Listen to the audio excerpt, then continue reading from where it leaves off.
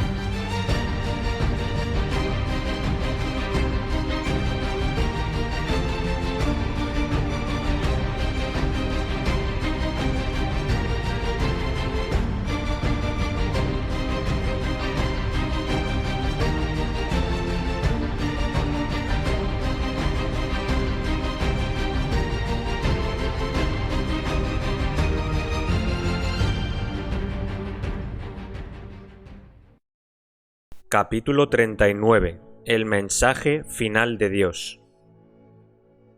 Y después de esto vi a otro ángel descender del cielo con gran poder, y la tierra fue alumbrada con su gloria, y clamó con voz potente, diciendo: ha caído la gran Babilonia, y se ha hecho habitación de demonios y guarida de todo espíritu inmundo, y albergue de toda ave inmunda y aborrecible. Y oí otra voz del cielo que decía: salid de ella, pueblo mío, para que no seáis partícipes de sus pecados, ni recibáis parte de sus plagas. Aquí se describe la terrible condición en que se encuentra el mundo religioso. Cada vez que la gente rechace la verdad, su mente se pondrá más tenebrosa y su corazón más terco, hasta que se atrincherarán en una osadía atea. En su desafío a las advertencias de Dios, seguirán pisoteando los preceptos del Decálogo hasta que serán inducidos a perseguir a quienes lo consideran sagrado. Se dice de Babilonia, con referencia al tiempo en que está presentada en esta profecía: sus pecados han llegado hasta el cielo y Dios se ha acordado de sus maldades. Ha llenado la medida de sus culpas y la ruina está por caer sobre ella.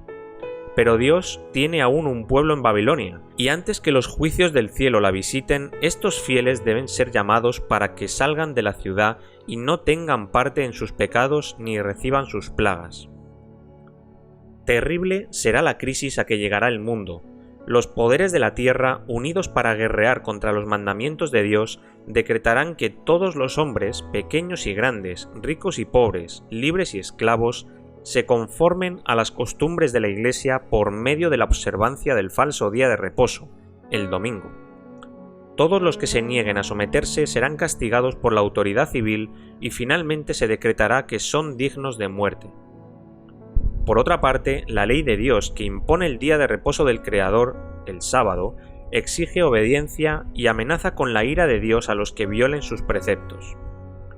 Expuesto con tanta claridad el asunto ante los hombres, cualquiera que pisotee la ley de Dios para obedecer una ordenanza humana recibe la marca de la bestia. Acepta el signo de sumisión al poder el cual elige obedecer en lugar de obedecer a Dios. Hay muchos que jamás han tenido la oportunidad de oír las verdades especiales para nuestro tiempo. La obligación de observar el cuarto mandamiento jamás les ha sido presentada bajo su verdadera luz. Aquel que lee todos los corazones y prueba todos los motivos no dejará que nadie que desee conocer la verdad sea engañado en cuanto a las consecuencias de la controversia. El decreto no será impuesto estando la gente ciega. Todos tendrán suficiente luz como para tomar una decisión inteligente.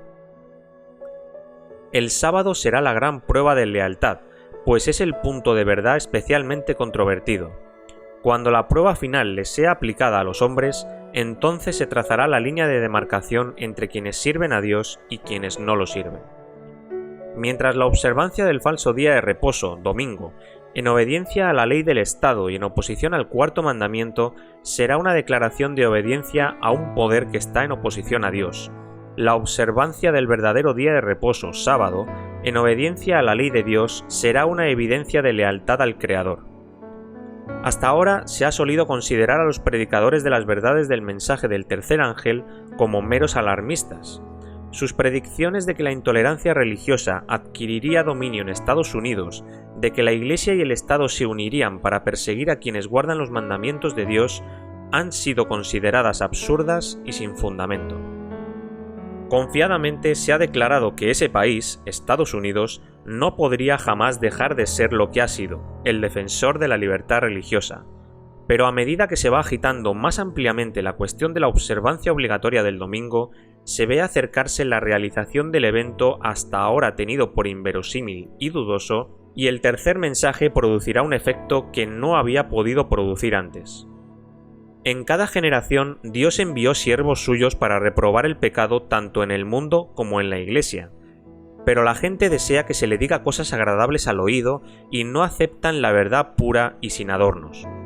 Muchos reformadores, al principiar su obra, resolvieron proceder con gran prudencia al atacar los pecados de la Iglesia y la nación. Esperaban que mediante el ejemplo de una vida cristiana y pura llevarían de nuevo a la gente a las doctrinas de la Biblia, pero el Espíritu de Dios vino sobre ellos como había venido sobre Elías, impeliéndoles a censurar los pecados de un rey malvado y de un pueblo apóstata. No pudieron dejar de predicar las declaraciones terminantes de la Biblia, las doctrinas que habían titubeado en presentar. Así también será proclamado el mensaje del tercer ángel. Cuando llegue el tiempo de hacerlo con mayor poder, el Señor obrará por conducto de instrumentos humildes al dirigir la mente de los que se consagren a su servicio. Los obreros serán calificados más bien por la unción de su espíritu que por el aprendizaje en institutos de enseñanza. Todo será desenmascarado. Esas solemnes advertencias sacudirán a la gente. Miles y miles que nunca habían oído palabras semejantes las escucharán. Admirados oirán el testimonio de que Babilonia es la iglesia que cayó por causa de sus errores y pecados, porque rechazó la verdad que se le envió desde el cielo.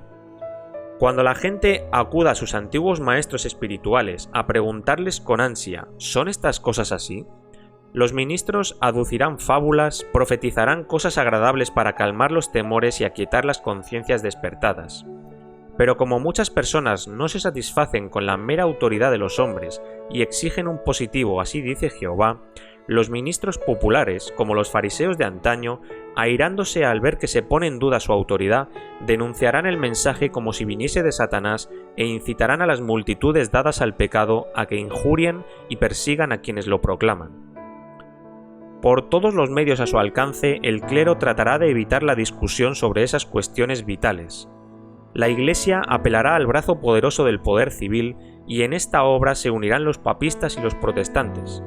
Al mismo tiempo que el movimiento para imponer el domingo se vuelva más audaz y decidido, se invocará la ley contra los que guardan los mandamientos. Se los amenazará con multas y encarcelamiento, y a algunos se les ofrecerá puestos de influencia y otras recompensas y ventajas, al tiempo que se los estimulará a renunciar a su fe. Pero su respuesta constante será la misma que la de Lutero en semejante trance. Pruébesenos nuestro error por la palabra de Dios. La obediencia concienzuda a la palabra de Dios será considerada como rebelión. Cegados por Satanás, padres y madres ejercerán dureza y severidad para con sus hijos creyentes. Los patrones o patronas oprimirán a los criados que observen los mandamientos. Los afectos se perderán, se desheredará y se expulsará de la casa a los hijos. El corazón puede ser muy cruel cuando se ha removido de su interior el temor y el amor de Dios. Conforme vaya acercándose la tempestad, muchos que profesaron creer en el mensaje del tercer ángel, pero que no fueron santificados por la obediencia a la verdad, abandonarán su fe e irán a engrosar las filas de la oposición. Uniéndose con el mundo y participando de su espíritu, llegarán a ver las cosas casi bajo la misma luz. Así que cuando llegue la hora de prueba, estarán preparados para elegir el lado fácil y popular. Hombres de talento y de elocuencia que alguna vez se gozaron en la verdad, emplearán sus facultades para seducir y descarriar almas. Se convertirán en los enemigos más encarnizados de sus hermanos de antaño. En todas las edades, los hombres de Dios experimentaron las mismas pruebas. Wycliffe, Hus, Lutero, Tyndale, Baxter, Wesley. pidieron que todas las doctrinas fuesen examinadas a la luz de la Biblia, y declararon que renunciarían a todo lo que ella condenase. Entonces la persecución se ensañó con ellos con furia implacable. Sin embargo, no dejaron de proclamar la verdad. Diferentes periodos de la historia de la Iglesia se destacaron por el desarrollo de alguna verdad especial, adaptada a las necesidades del pueblo de Dios en ese tiempo. Cada nueva verdad se abrió paso entre el odio y la oposición. Los que fueron favorecidos con su luz se vieron tentados y probados. El Señor manda a sus siervos a que dirijan al mundo la última invitación de misericordia. No pueden callar sin peligro de sus almas. Los embajadores de Cristo no tienen por qué preocuparse de las consecuencias. Deben cumplir con su deber y dejar a Dios los resultados. Conforme la oposición va revistiendo un carácter más violento, los siervos de Dios se ponen de nuevo perplejos, pues les parece que son ellos mismos los que han precipitado la crisis. Este es el testimonio que dan. No nos atrevemos a alterar la palabra de Dios dividiendo su santa ley, llamando parte de ella esencial y parte de ella no esencial, para obtener el favor del mundo. El Señor a quien servimos puede librarnos. ¿Cristo venció a los poderes del mundo y nos atemorizará un mundo ya vencido? El ángel que une su voz a la proclamación del tercer mensaje alumbrará toda la tierra con su gloria. Aquí se predice una obra de extensión universal y de poder extraordinario. El movimiento adventista de 1840 a 1844 fue una manifestación gloriosa del poder de Dios.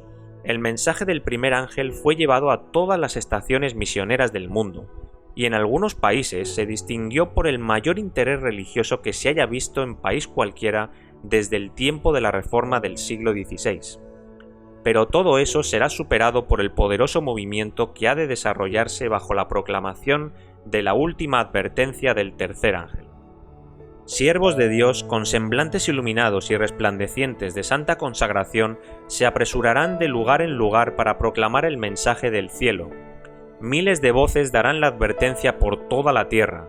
Se realizarán milagros, los enfermos sanarán y signos y prodigios seguirán a los creyentes. Satanás también efectuará sus falsas maravillas, hasta el punto de hacer caer fuego del cielo a la vista de los hombres. Es así como los habitantes de la tierra volverán en sí para adoptar una posición. El mensaje no será llevado adelante tanto con argumentos como por medio de la convicción profunda del Espíritu de Dios. Los argumentos ya fueron presentados. Sembrada está la semilla y ahora brotará y dará frutos. Las publicaciones distribuidas por los misioneros han ejercido su influencia. Sin embargo, muchos cuyo espíritu fue impresionado han sido impedidos de entender la verdad por completo o de rendirle obediencia. Pero entonces los rayos de luz penetrarán por todas partes, la verdad aparecerá en toda su claridad y los sinceros hijos de Dios romperán las ligaduras que los tenían sujetos. Los lazos familiares y las relaciones eclesiásticas serán impotentes para detenerlos. La verdad les será más preciosa que cualquier otra cosa. A pesar de los poderes coligados contra la verdad, un sinnúmero de personas se alistará en las filas del Señor.